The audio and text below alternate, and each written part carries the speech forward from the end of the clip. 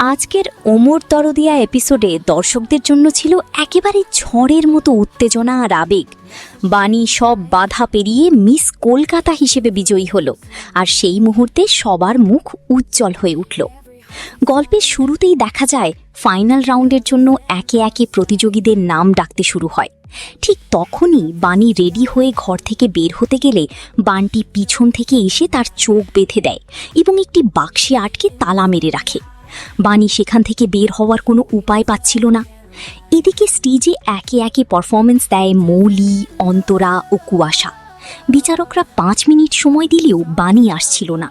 তারা যখন উইনার ঘোষণা করতে যাচ্ছিলেন, তখনই অনিরুদ্ধ বাক্সের মধ্যে থেকে বাণীর জামার অংশ দেখতে পায়।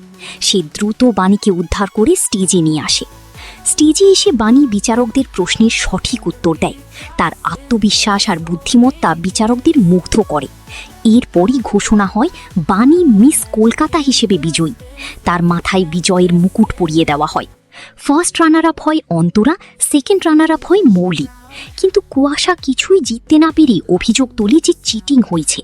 এই মুহূর্তে গল্পে তৈরি হয় নতুন দ্বন্দ্ব। বাণীর বিজয় শুধু তার নিজের নয়, রায় পরিবারেরও গর্বের মুহূর্ত। সবাই আনন্দে ভরে ওঠে। তার সাহস, আত্মবিশ্বাস আর দৃঢ়তা প্রমাণ করে দেয় বাধা যত বড়ই হোক, সত্যিকারের যোগ্যতা কখনো চাপা পড়ে না। দর্শকরা বলছেন এই এপিসোডে বাণীর বিজয় ছিল একেবারে আবেগঘন।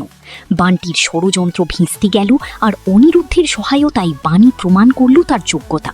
মিস কলকাতা হিসেবে তার মুকুট পাওয়া দর্শকদের মনে আনন্দ আর গর্বের ঢেউ তুলেছে।